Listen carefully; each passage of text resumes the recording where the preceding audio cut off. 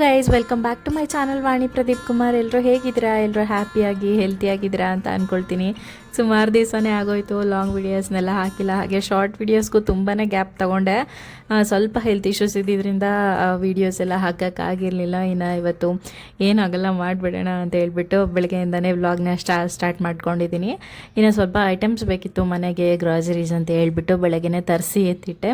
ಇನ್ನು ಅವ್ರು ಹೋಗೋದ್ರೊಳಗೆ ಬೇಗ ತಿಂಡಿ ಮಾಡಿಕೊಟ್ಬಿಟ್ರೆ ಇನ್ನು ಅವರು ತಿಂಡಿ ತಿನ್ಕೊಂಡು ಹೊರಟ್ಬಿಡ್ತಾರೆ ಅಂತ ಹೇಳ್ಬಿಟ್ಟು ಮೊದಲು ಪೂಜೆ ಮಾಡ್ಕೊಂಡ್ಬಿಡೋಣ ಅಂತ ಹೇಳ್ಬಿಟ್ಟು ಪೂಜೆನ ಮಾಡ್ಕೊಳ್ತಾ ಇದ್ದೆ. ತರಕಾರಿ ಬೇಕಿತ್ತು ಅಂತ ಹೇಳ್ಬಿಟ್ಟು ಮಾರ್ಕೆಟಿಗೆ ಹೋಗಿದ್ದೆ. ಹಾಗೆ ಈ ಥರ ಕಣಗ್ಲು ಹೂವು ಸಿಕ್ತು. ನನಗಂತೂ ದೇವ್ರಿಗೆ ಮುಡ್ಸೋದಕ್ಕೆ ಇವು ತುಂಬಾ ಇಷ್ಟ ಆಗುತ್ತೆ, ತುಂಬ ಚೆನ್ನಾಗಿ ಕಾಣಿಸುತ್ತೆ ಅಂತ ಹೇಳ್ಬಿಟ್ಟು 10 ರೂಪಾಯಿಗೆ ಒಂದು ಪ್ಯಾಕ್ ಅಂತ ಅನಿಸುತ್ತೆ. ಅಯ್ಯೋ ಇಷ್ಟು ಚೆನ್ನಾಗಿದ್ದಾವೆ ಎಲ್ಲ ಅಂತ ಅಂದ್ಕೊಂಡು ಒಂದು ಕಾಕಡ, ಹಾಗೆಯೇ ಕನಕಾಂಬ್ರ ಹೂವು, ಹಾಗೆಯೇ ಈ ಥರದ್ದು ಒಂದು ಕಣಗ್ಲು ಹೂವಿಂದು ತೊಗೊಂಬಂದೆ. ತುಂಬಾ ಚೆನ್ನಾಗಿ ಕಾಣಿಸ್ತಾ ಇತ್ತು ದೇವ್ರಿಗೆ ಮುಡಿಸ್ದಾಗ.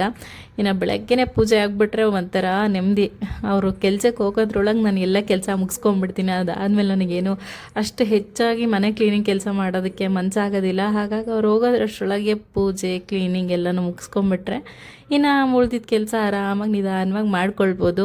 ಟೈಮ್ಸ್ ಮಧ್ಯಾಹ್ನ ಊಟಕ್ಕೆ ಬರ್ತಾರೆ, ಇಲ್ಲ ಅಂತ ಹೇಳಿದರೆ ಬೇರೆ ಕಡೆ ದೂರ ಸೈಟ್ಗಳಿಗೆ ಹೋದರೆ ಮಧ್ಯಾಹ್ನ ಊಟಕ್ಕೆ ಬರಲ್ಲ. ಸೊ ಹಾಗಾಗಿ ಬೆಳಗ್ಗೆ ತಿಂಡಿ ಒಂದಿರುತ್ತೆ, ಇನ್ನು ರಾತ್ರಿ ಅಡುಗೆಗೆ ಒಂದು ಮಾಡೋದಿರುತ್ತೆ ಅಷ್ಟೇ. ನನಗೆ ಮಧ್ಯಾಹ್ನ ಸಮ್ಟೈಮ್ಸ್ ನಾನು ಖುಷಿ ಇಬ್ಬರೇ ಇರೋದ್ರಿಂದ ಸಿಂಪಲಾಗಿ ಏನಾದರೂ ಮಾಡ್ಕೊಳ್ತೀವಿ, ಹೆವಿ ಏನು ಮಾಡಲ್ಲ. ಇನ್ನು ಬೆಳಗಿನ ತಿಂಡಿಗೆ ಮಾತ್ರ ನಮ್ಮ ಮನೇಲಿ ತುಂಬ ಲೈಟಾಗಿರಬೇಕು, ಊಟ ಎಲ್ಲ ಮಾಡಲ್ಲ. ಅನ್ನ ಸಾಂಬಾರು ಆ ಥರ, ಚಪಾತಿ ರೊಟ್ಟಿ ಆ ಥರ ಏನೂ ತಿನ್ನಲ್ಲ. ಸಿಂಪಲಾಗಿ ರೈಸ್ ಐಟಮ್ಸ್ ಏನಾದರೂ ಇದ್ದರೆ ಊಟ ಮಾಡ್ಕೊಂಡು ಹೋಗ್ತಾರೆ. ಬೆಳಗಿನ ತಿಂಡಿಗೆ ಬೆಳ್ಳುಳ್ಳಿ ಚಿತ್ರಾನ್ನ ಮಾಡೋಣ ಅಂತ ಹೇಳ್ಬಿಟ್ಟು ಶೇಂಗಾ ಮತ್ತು ಗೋಡಂಬಿನ ಎರಡನ್ನೂ ಹುರಿದು ಎತ್ತಿಟ್ಕೊಳ್ತಾ ಇದ್ದೀನಿ ಬೇರೆ ಬೌಲಿಗೆ ಹಾಕಿಟ್ಕೊಂಡು. ಈಗ ಸ್ವಲ್ಪ ಹುಣ್ಸೆಹಣ್ಣು ಹಾಕಿ ಹುರಿಯೋದಿರುತ್ತಲ್ವ, ಆವಾಗ ಹುಣ್ಸೆಹಣ್ಣು ತುಂಬ್ಕೊಂಡ್ಬಿಡುತ್ತೆ ಅಂತ ಹೇಳ್ಬಿಟ್ಟು ಇನ್ನು ಕುಟ್ಟಾಣಿಗೆ ಕುಟ್ಕೊಳ್ಳೋದಕ್ಕೆ ಒಂದು 4 ಹಸಿರು ಮೆಣಸಿನ್ಕಾಯಿನ ಸಣ್ಣದಾಗಿ ಕಟ್ ಮಾಡಿ ಸೇರಿಸ್ಕೊಳ್ತಾ ಇದ್ದೀನಿ. ಹಾಗೆ ಅದಕ್ಕೆ ಒಂದು ಸ್ವಲ್ಪ 4 ಬೆಳ್ಳುಳ್ಳಿನೂ ಸೇರಿಸ್ಕೊಂಡು ಚೆನ್ನಾಗಿ ಕುಟ್ಕೊಳ್ಬೇಕು. ಸಣ್ಣ ಜಾರಿದ್ರೆ ಅದರಲ್ಲೂ ಹಾಕಿಬಿಟ್ಟು ಮಿಕ್ಸರಲ್ಲಿ ಚೆನ್ನಾಗಿ ಸಣ್ಣಗಾಗೋ ಥರ ನೀಟಾಗಿ ರುಬ್ಕೊಳ್ಳಬಹುದು. ಈ ಥರ ಕುಟ್ಕೊಂಡ್ರೆ ಚೆನ್ನಾಗಿರುತ್ತೆ. ಒಗ್ಗರಣೆ ಹಾಕ್ಕೊಳ್ಳೋದಕ್ಕೆ ಈಗ ಬಾಣಲಿಲೇ ಸ್ವಲ್ಪ ಎಣ್ಣೆ ಇತ್ತಲ್ವ, ಅದಕ್ಕೇನೆ ಸ್ವಲ್ಪ ಸಾಸಿವೆ, ಜೀರಿಗೆ, ಉದ್ದಿನಬೇಳೆ, ಹಾಗೆ ಕರಿಬೇವು, ಬೇಕು ಅಂದರೆ ಒಣ ಮೆಣಸಿನ್ಕಾಯಿ, ಹಾಗೆಯೇ ಸ್ವಲ್ಪ ಕುಟ್ಟಿಟ್ಕೊಂಡಿರೋ ಅಂಥ ಬೆಳ್ಳುಳ್ಳಿ, ಹಾಗೆ ಹಸಿರು ಮೆಣಸಿನ್ಕಾಯಿ, ಹಾಗೆ ಹುಣಸೆಹಣ್ಣು ರಸ ಇಷ್ಟನ್ನು ಹಾಕಿಬಿಟ್ಟು ಚೆನ್ನಾಗಿ ಹುರ್ಕೊಳ್ಬೇಕು. ಮೊದಲು ಹಸಿರು ಮೆಣಸಿನ್ಕಾಯಿ ಬೆಳ್ಳುಳ್ಳಿನ ಚೆನ್ನಾಗಿ ಫ್ರೈ ಮಾಡ್ಕೊಂಡು ನಂತರ ಹುಣಸೆಹಣ್ಣು ಹಾಕಿ ಚೆನ್ನಾಗಿ ಹುರ್ಕೊಳ್ಬೇಕು. ಹುಣಸೆಹಣ್ಣು ಸ್ವಲ್ಪ ಎಣ್ಣೆ ಬಿಡೋವರೆಗೂ ಚೆನ್ನಾಗಿ ಹುರ್ಕೊಂಡ್ರೆ ತುಂಬ ಚೆನ್ನಾಗಿರುತ್ತೆ. ಇದಾದ ನಂತರ ಎಣ್ಣೆ ಬಿಟ್ಟ ಮೇಲೆ ಸ್ವಲ್ಪ ಅರಿಶಿನದ ಪುಡಿ, ಉಪ್ಪು, ಆಮೇಲೆ ಹುರಿದಿಟ್ಕೊಂಡಿರೋ ಅಂಥ ಶೇಂಗಾ, ಹಾಗೆ ಸ್ವಲ್ಪ ಗೋಡಂಬಿ ಹುರಿದಿಟ್ಕೊಂಡಿದ್ವಲ್ಲ ಅದನ್ನೆಲ್ಲ ಮಿಕ್ಸ್ ಮಾಡಿ ನೀಟಾಗಿ ಕಲಿಸ್ಕೊಂಡ್ಬಿಟ್ರೆ ಗೊಜ್ಜು ರೆಡಿ ಆಗಿಬಿಡುತ್ತೆ. ಸ್ವಲ್ಪ ಸ್ಪೈಸಿ ಜಾಸ್ತಿ ತಿಂತೀರಾ ಅಂತ ಹೇಳಿದ್ರೆ ಇನ್ನೊಂದು 2-3 ಮೆಣಸಿನ್ಕಾಯಿ ಜಾಸ್ತಿನೇ ಹಾಕ್ಕೊಳ್ಬೋದು. ಇನ್ನು ಇದಕ್ಕೆ ರೈಸ್ನ ಕಲಿಸ್ಕೊಂಡ್ರೆ ಚಿತ್ರಾನ್ನ ರೆಡಿ ಆಗಿಬಿಡುತ್ತೆ, ತುಂಬಾ ಟೇಸ್ಟಿಯಾಗಿ. ಇನ್ನು ಬೆಳಗಿನ ತಿಂಡಿಗೆ ಕ್ವಿಕ್ಕಾಗಿ ಆಗೋ ಥರ ಮಾಡ್ಕೊಳ್ಬೋದು. ಇನ್ನು ಮಕ್ಕಳು ಟಿಫಿನ್ ಬಾಕ್ಸ್ಗೆ ಈ ಸಮ್ಮರಲ್ಲಿ ಏನಾದರೂ ಕಟ್ ಕಳಿಸ್ತೀವಿ ಚಿತ್ರಾನ್ನ ತರಕಾರಿ ಇಲ್ವಾ ಮಾಡಿದ್ದು ಅಂತ ಹೇಳಿದ್ರೆ ಅದೊಂಥರ ಮಧ್ಯಾಹ್ನಕ್ಕೆ ಒಂಥರ ವಾಸನೆ ಬರೋದಕ್ಕೆ ಸ್ಟಾರ್ಟ್ ಆಗಿಬಿಡುತ್ತೆ. ಈ ರೀತಿಯಾಗಿ ಮಾಡಿದ್ರೆ ತುಂಬಾ ಚೆನ್ನಾಗಿರುತ್ತೆ ಟೇಸ್ಟು. ಕಡೆಗೆಲ್ಲಾದ್ರೂ ಹೊರಗಡೆ ಹೋಗಬೇಕು ಅಂತ ಅಂದ್ಕೊಂಡ್ರೆ, ಏನಾದರೂ ತಿಂಡಿ ಮಾಡ್ಕೊಂಡು ಹೋಗಬೇಕು ಅಂತ ಅಂದ್ಕೊಂಡ್ರೆ ಈ ರೀತಿಯಾಗಿ ಮಾಡ್ತೀವಿ. ತರಕಾರಿ ಎಲ್ಲ ಹಾಕ್ಬಿಟ್ಟು ತುಂಬ ಜಾಸ್ತಿ ಮಾಡಿಟ್ಕೊಂಡು ಹೋಗೋದಿದ್ರೆ ಬುತ್ತಿ ಅಂತೀವಲ್ವ, ಆ ಥರದ್ರ ಜೊತೆಲೇ ಇದೇ ಥರ ಚಿತ್ರಾನ್ನ ಮಾಡೋದು ಜಾಸ್ತಿನೇ. ನಮ್ಮ ಮನೇಲಿ ಸ್ವಲ್ಪ ರೈಸ್ ಐಟಮ್ಸ್ ಜಾಸ್ತಿ ತಿನ್ನೋದ್ರಿಂದ ನಂಗೆ ಅಷ್ಟೊಂದು ಇಷ್ಟ ಆಗಲ್ಲ. ಕೆಲವೊಮ್ಮೆ ತಿಂಡಿನೇ ತಿನ್ನಲ್ಲ ನಾನು ರೈಸ್ ಅಂತ ಹೇಳ್ಬಿಟ್ಟು. ನಂಗೆ ರೈಸ್ ನೋಡಿ ನೋಡಿ ಬೇಜಾರಾಗ್ಬಿಟ್ಟಿರುತ್ತೆ. ಬೆಳಗ್ಗೆ ಇಡ್ಲಿ, ದೋಸೆ, ಪಡ್ಡು ಏನಾದರೂ ಇದ್ದರೆ ಏನಾದರೂ ಸ್ಪೆಷಲಾಗಿ ತಿನ್ಬೋದು. ತಿರ್ಗಾ ರೈಸ್ನೇ ತಿನ್ನು ಅಂತ ಹೇಳಿದ್ರೆ ಬೇಜಾರಾಗ್ಬಿಡತ್ತೆ. ಏನಾದರೂ ಒತ್ತಾಯವಾಗಿ ದೋಸೆ ಅಥವಾ ಪಡ್ಡು ಏನಾದರೂ ಬೇರೆ ಏನಾದರೂ ಮಾಡಿದ್ರೆ ಅವ್ರು ತಿನ್ನೋದೇ ಇಲ್ಲಮ್ಮ ನೀನು ತಿನ್ಕೊಂಬಿಡು, ನಮ್ಗಾಗಲ್ಲ, ನಾನು ಹೊರಗಡೆ ತಿನ್ಕೊಂಬಿಡ್ತೀನಿ ಅಂತ ಹೇಳ್ತಾರೆ. ಸೊ ಹಂಗಾಗಿ ನಾನು ಮಾಡೋಕ್ಕೆ ಹೋಗಲ್ಲ, ತುಂಬಾ ಕಡಿಮೆ. ಹಂಗೆ ಏನಾದರೂ ಬೇಕು ಅಂತ ಹೇಳಿದ್ರೆ ನನಗೆ ಮತ್ತು ಖುಷಿಗೆ ನಾನು ಸಪ್ರೇಟಾಗಿ ಹಾಕಿ ಇಟ್ಕೊಂಡಿರ್ತೀನಿ. ನಮ್ಮ ಮನೇಲಿ ಯಾರಾದರೂ ಒಬ್ರು ಇದ್ದೇ ಇರ್ತಾರೆ. ಸೊ ಇವ್ರಿಗೆ ಮಾತ್ರ ರೈಸ್ ಏನಾದರೂ ಐಟಮ್ಸ್ ಮಾಡಿಕೊಟ್ಬಿಡ್ತೀನಿ. ನನ್ನ ಹಸ್ಬೆಂಡ್ ಅವ್ರ ಅಕ್ಕನ ಮಗ ಬಂದಿದ್ದ, ನಮ್ಮ ಮನೇಲಿ ನವೀನ ಇರ್ತಿದ್ನಲ್ವ, ಅವ್ರ ತಮ್ಮ ಇವನು. ಸೊ ಇವನು ನಂಗೆ ತಮ್ಮನೇ ಆಗಬೇಕು. ಇನ್ನು ಅವನು ಊರಿಂದ ಬಂದಿದ್ದ, ಈಗ ಫಸ್ಟ್ PU ಮುಗಿಸಿದ್ನಲ್ವ, ಈಗ ರಜಾ ಬೇರೆ ಇದೆ. ಹಾಗಾಗಿ ಇನ್ನು ಅಲ್ಲೇನು ಮಾಡ್ತಾನೆ ಊರಲ್ಲಿ ಅಂತ ಹೇಳ್ಬಿಟ್ಟು ನಮಗೂ ಬೋರ್ ಆಗುತ್ತೆ. ಯಾರಾದರೂ ಒಬ್ಬರಿದ್ರೆ ಮನೇಲಿ ಚೆನ್ನಾಗಿರತ್ತೆ, ರಜಾ ಇದೆ ಅಲ್ಲಪ್ಪ ಬಾ ಅಂತಲೂ ಹೇಳಿದ್ರು. ಇನ್ನು ಅವನು ಬಂದಿದ್ದ. ಖುಷಿಗೆ ಅವ್ರ ಪಪ್ಪ ನಿನ್ನೆ ಹೇಳಿದ್ರು ರಾತ್ರಿನೇ, ಬೆಳಗ್ಗೆ ಬೇಗ ರೆಡಿ ಆಗಿಬಿಡು ಖುಷಿ, ನಿನ್ನನ್ನು ಫ್ಯಾಕ್ಟ್ರಿಗೆ ಕರ್ಕೊಂಡು ಹೋಗ್ತೀನಿ, ಆಚೆ ಕಡೆ ಕರ್ಕೊಂಡು ಹೋಗ್ತೀನಿ ಅಂತ ಹೇಳ್ಬಿಟ್ಟು ಅವ್ನು ಅದನ್ನೇ ಮೈಂಡಲ್ಲಿ ಪ್ರಿಪೇರ್ ಮಾಡಿ ಇಟ್ಕೊಂಡ್ಬಿಟ್ಟಿದ್ದ. ಇವತ್ತು ಪಪ್ಪ ಹೊರಗಡೆ ಕರ್ಕೊಂಡು ಹೋಗ್ತಾರೆ ಅಂತ ಹೇಳ್ಬಿಟ್ಟು ಬಿಟ್ಟೋಗಿದ್ದಕ್ಕೆ ಅವ್ನು ತುಂಬ ಕೋಪ ಬಂದುಬಿಡ್ತು. ಅವ್ನು ಬೆಳಗ್ಗೆ ಹೋಗ್ಬೇಕಾದ್ರೆ ಎಲ್ಲ ಹಠ ಮಾಡಲ್ಲ, ಬಿಟ್ಟೋಗ್ಬಿಟ್ರಲ್ಲ ಅಂತ ಕೋಪ ಬಂದುಬಿಡ್ತು ಅವನಿಗೆ. ಅದಕ್ಕೆ ಅಳೋದಕ್ಕೆ ಸ್ಟಾರ್ಟ್ ಮಾಡ್ಕೊಂಡ. ಆ್ಯಕ್ಚುಲಿ ಸ್ವಲ್ಪ ಲೋಡಿಂಗ್ ಇದೆ, ನಾಳೆ ಕರ್ಕೊಂಡು ಹೋಗ್ತೀನಪ್ಪ ಅಂತ ಹೇಳ್ಬಿಟ್ಟು ಬಿಟ್ಬಿಟ್ಟು ಹೋದ್ರು. ಏನಪ್ಪ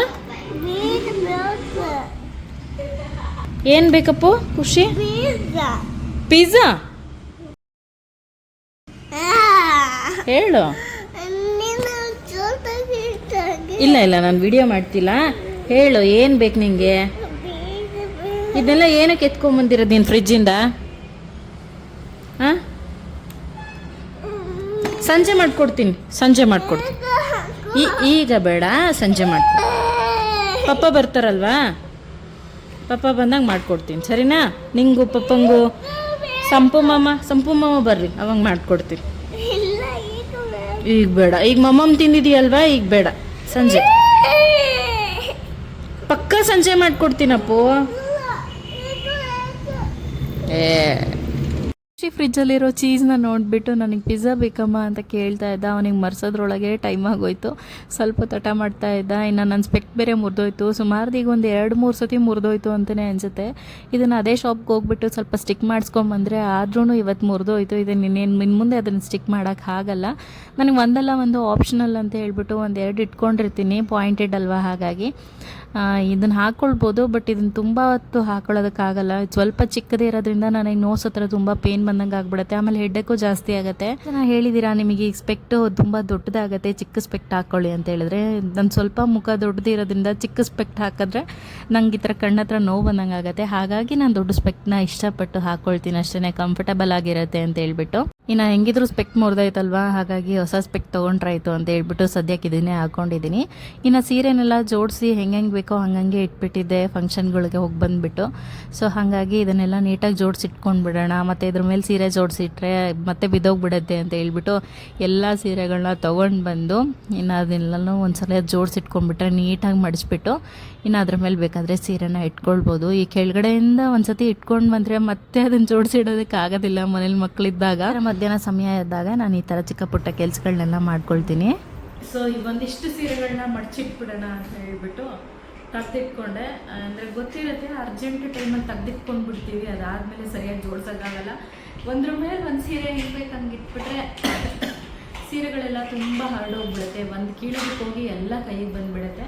ಹಾಗಾಗಿ ಇವನ್ನೆಲ್ಲ ಮಡಚಿಟ್ಟಿದ್ದೀನಿ, ಸರಿಯಾಗಿ ನೀಟಾಗಿ ಜೋಡಿಸಿ ಎತ್ತಿಟ್ಬಿಟ್ರೆ ಅದು ಬೀಳಲ್ಲ, ಕರೆಕ್ಟಾಗಿ ಕೂತ್ಕೊಳ್ಳುತ್ತೆ ಅಂತ ಹೇಳ್ಬಿಟ್ಟು.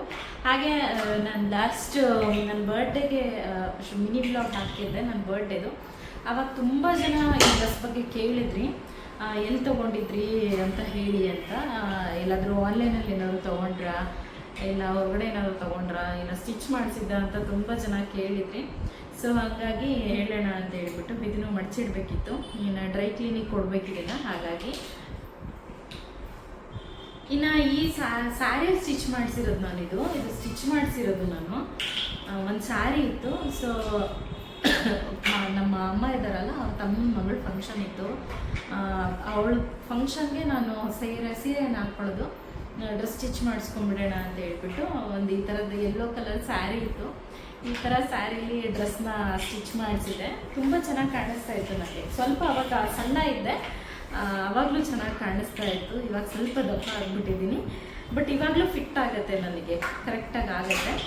ಇದು ಸ್ಲೀವ್ಸ್ ಬಂದು ಈ ಥರ ಬಾರ್ಡರ್ ಸ್ಲೀವ್ಸ್ ಇಟ್ಸ್ಬಿಟ್ಟು ಸ್ವಲ್ಪ ಪಫ್ ಇಡ್ಸಿದ್ದೀನಿ. ಇನ್ನು ನೆಕ್ ಬಂದು ಕಾಲರ್ ನೆಕ್ ಥರ ಬರುತ್ತೆ. ಇನ್ನು ಇದು ಫುಲ್ಲು ಈ ಥರ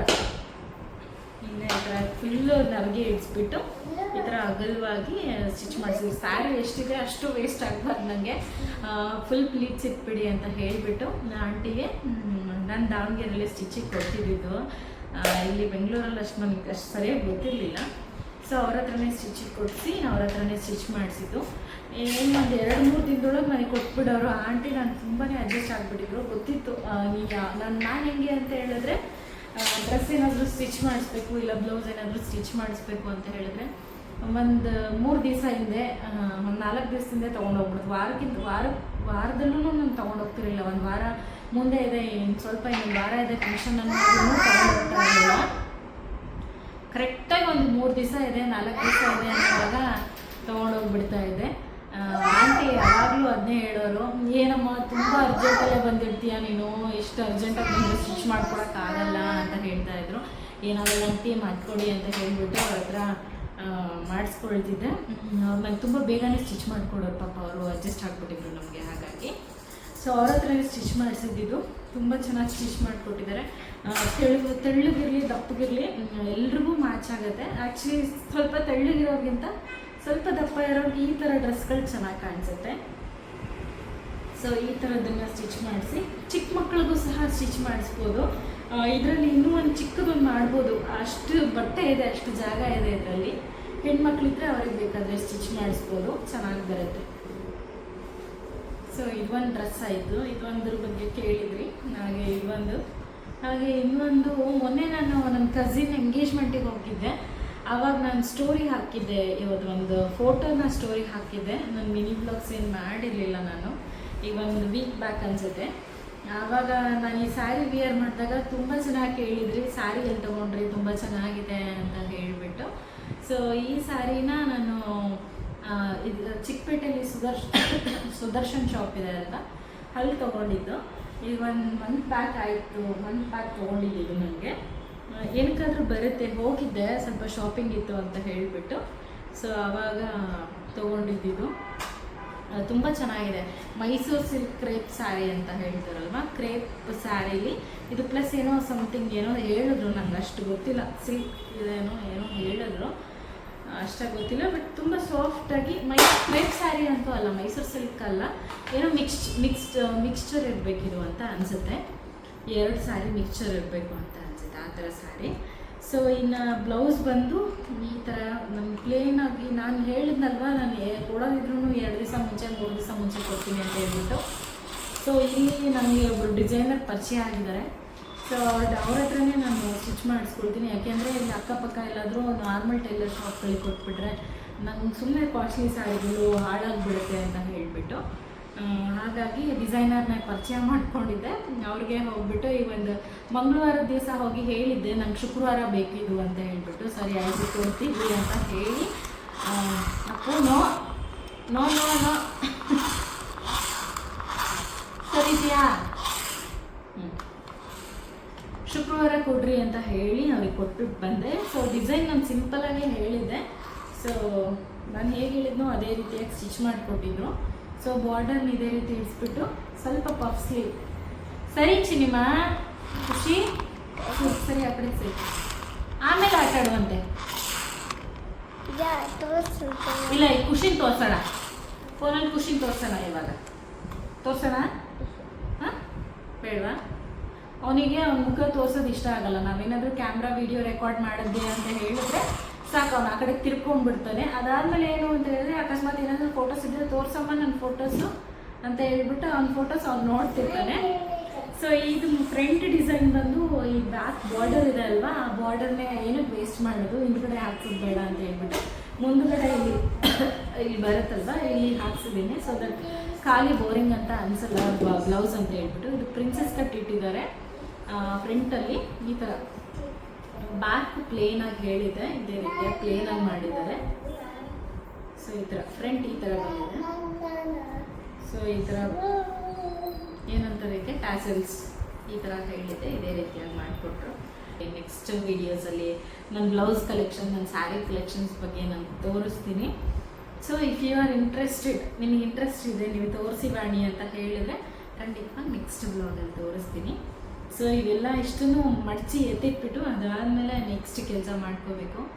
ಸೀರೆಗಳನ್ನೆಲ್ಲ ಮಡ್ಚೆತ್ತಿಟ್ಬಿಟ್ಟು ಖುಷಿ ಜೊತೆ ಸ್ವಲ್ಪ ಟೈಮ್ ಸ್ಪೆಂಡ್ ಮಾಡಿ ಅವನ ಜೊತೆ ಆಟ ಆಡಿಕೊಂಡು ಇನ್ನು ಮಧ್ಯಾಹ್ನ ಅಡುಗೆಗೆ ಗೋಧಿ ಕಡುಬು ಮಾಡೋಣ ಅಂತ ಹೇಳ್ಬಿಟ್ಟು ಮಾಡ್ಕೊಳ್ತಾ ಇದ್ವಿ. ನಮ್ಮ ಕಡೆ ಇದಕ್ಕೆ ಕಿವಿ ಕಡುಬು ಅಂತಲೂ ಹೇಳ್ತಾರೆ. ಏನೆಲ್ಲ ಜೀನಿಗೆ ಹಾಕ್ಸ್ತೀವಲ್ವ, ಹಿಟ್ಟು ಹಾಕ್ಸ್ತೀವಲ್ವ, ಆ ಟೈಮಲ್ಲಿ ಗೋಧಿ ಜೊತೆ ಸ್ವಲ್ಪ ಮೆಂತೆಕಾಳು ಜಾಸ್ತಿ ಹಾಕ್ಸ್ಬಿಟ್ಟು ಈ ರೀತಿಯಾಗಿ ಹಿಟ್ಟನ್ನು ಹಾಕಿಸ್ಬೇಕು. ತುಂಬಾ ರುಚಿಯಾಗಿರುತ್ತೆ. ಈ ರೀತಿಯಾಗಿ ಈ ಆಕಾರವಾಗಿ ಮಾಡಿಕೊಂಡು ನಂತರ ಇದನ್ನು ನೀರಲ್ಲಿ ಸ್ಟೀಮ್ ಮಾಡ್ತೀವಲ್ವ, ಆ ರೀತಿಯಾಗಿ ಕೆಳಗಡೆ ನೀರು ಹಾಕ್ಬಿಟ್ಟು ಚೆನ್ನಾಗಿ ಸ್ಟೀಮ್ ಮಾಡ್ಕೊಳ್ಬೇಕು. ನನ್ನ ಹತ್ರ ಸ್ಟೀಮರ್ ಇಲ್ಲ, ಹಾಗಾಗಿ ಈ ರೀತಿಯಾಗಿ ಮಾಡ್ಕೊಳ್ತೀನಿ. ನಿಮ್ಮ ಹತ್ರ ಸ್ಟೀಮರ್ ಅಥವಾ ಇಡ್ಲಿ ಸ್ಟ್ಯಾಂಡ್ ಇದ್ದರೆ ಅದರಲ್ಲೂ ಸಹಿತ ಈ ರೀತಿಯಾಗಿ ಮಾಡ್ಕೊಳ್ಬೋದು. ಇದಕ್ಕೆ ಕಾಂಬಿನೇಷನ್ ಆಗಿ ಚಟ್ನಿ, ಮೆಂತ್ಯ ಚಟ್ನಿ ಅಂತ ಇರುತ್ತೆ. ಒಂದು 5 ನಿಮಿಷಗಳ ಕಾಲ ಚೆನ್ನಾಗಿ ಬೇಯಿಸ್ಕೊಂಡ್ರೆ ಸಾಕು. ತುಂಬ ಬೇಯಿಸೋದು ಬೇಡ, ತುಂಬ ಬೇಯಿಸ್ಬಿಟ್ರೆ ಎಟ್ಟೆ ಆಗಿಬಿಡುತ್ತೆ. ಬಿಸಿ ಬಿಸಿ ಇರುವಾಗಲೇ ಊಟ ಮಾಡ್ಕೊಂಡು ಬಿಡಬೇಕು. ಕಡೆ ಚಳಿಗಾಲ ಸ್ಟಾರ್ಟ್ ಆಯಿತು ಅಂತ ಹೇಳಿದ್ರೆ 2 ದಿವಸಕ್ಕೊಮ್ಮೆ ಆದ್ರೂ ಈ ಥರ ಗೋಧಿ ಕಡುಬನ್ನ ಮಾಡ್ತಾರೆ. ಬಾಡಿಗೆ ಸ್ವಲ್ಪ ಹೀಟ್ ಅಂತಲೇ ಹೇಳ್ತಾರೆ. ಇನ್ನು ಬಾಣ್ತಿಯಂದ್ರಿಗೂ ಕೊಡ್ತಾರೆ ಇದನ್ನು ಅಂತ. ಸ್ವಲ್ಪ ಒಂದು 3 ತಿಂಗಳು ಆದಮೇಲೆ ಚೆನ್ನಾಗಿರುತ್ತೆ. ಮೆಂತ್ಯ ಕಾಳು ಜಾಸ್ತಿ ಹಾಕಿರೋದ್ರಿಂದ ತುಂಬ ಒಳ್ಳೆಯದು ಅಂತ ಹೇಳ್ಬಿಟ್ಟು ಇದನ್ನು ಕೊಡ್ತಾರೆ. ಮಕ್ಳಿಗೂ ತುಂಬಾ ಇಷ್ಟ ಆಗುತ್ತೆ, ನಮ್ಮ ಖುಷಿಗೆ ತುಂಬಾ ಇಷ್ಟ. ನೀವು ಇದನ್ನು ಟ್ರೈ ಮಾಡ್ತೀರಾ ಮನೇಲಿ ಅಂತ ಹೇಳ್ಬಿಟ್ಟು ತಿಳಿಸಿ. ನಮ್ಮ ಮನೇಲಂತೂ ಖಂಡಿತವಾಗಿ ನಾನು ಮಾಡೇ ಮಾಡ್ತೀನಿ. ಖುಷಿಗೆ ಏನಾದರೂ ಬೇಜಾರಾಯಿತು, ಏನು ತಿನ್ನೋದಕ್ಕೆ ಮನಸ್ಸಿಲ್ಲ, ಬೇಗ ಆಗೋ ಥರ ಮಾಡಬೇಕು ಅಂದಾಗ ಈ ರೀತಿಯಾಗಿ ಮಾಡ್ಕೊಡ್ತೀನಿ. ವರ್ಗಕ್ಕೆ 4 ಗೇಣು ಅಂತಾರಲ್ಲ, ಈ ಥರ ಅಡುಗೆಗಳಿಗೆ ಹೇಳ್ತಾರೆ ಅಂತ ಅನಿಸುತ್ತೆ. ಸಿಂಪಲ್ ಆಗಿದ್ರು ರುಚಿಯಾಗಿರುತ್ತೆ. ನಿಮಗೆ ಡೀಟೇಲ್ಡ್ ವಿಡಿಯೋ ಬೇಕು ಅಂತ ಹೇಳಿದ್ರೆ ತಿಳಿಸಿ, ನಾನು ಖಂಡಿತ ನೆಕ್ಸ್ಟ್ ವಿಡಿಯೋದಲ್ಲಿ ತೋರಿಸ್ತೀನಿ. ಈ ವಿಡಿಯೋನ ಇಲ್ಲೇ ಎಂಡ್ ಮಾಡ್ತಾ ಇದ್ದೀನಿ. ಐ ಹೋಪ್ ನಿಮಗೆ ಈ ವಿಡಿಯೋ ಇಷ್ಟ ಆಗಿದೆ ಅಂತ ಹೇಳ್ಬಿಟ್ಟು ಅನ್ಕೊಳ್ತೀನಿ. ಇಷ್ಟ ಆದರೆ ಪ್ಲೀಸ್ ಒಂದು ಲೈಕ್ ಮಾಡಿ. ಹಾಗೆ ಇನ್ನೂ ಯಾರೆಲ್ಲ ನನ್ನ ಚಾನಲ್ನ ಸಬ್ಸ್ಕ್ರೈಬ್ ಮಾಡ್ಕೊಂಡಿಲ್ಲ, ಇವಾಗಲೇ ಸಬ್ಸ್ಕ್ರೈಬ್ ಮಾಡಿಕೊಂಡು ನೋಡಿ. ಒಂದು ಇಂಟ್ರೆಸ್ಟಿಂಗ್ ಬ್ಲಾಗ್ ಜೊತೆ ಸಿಗ್ತೀನಿ. ಅಲ್ಲಿವರೆಗೂ ಟೇಕ್ ಕೇರ್, ಬಾಯ್.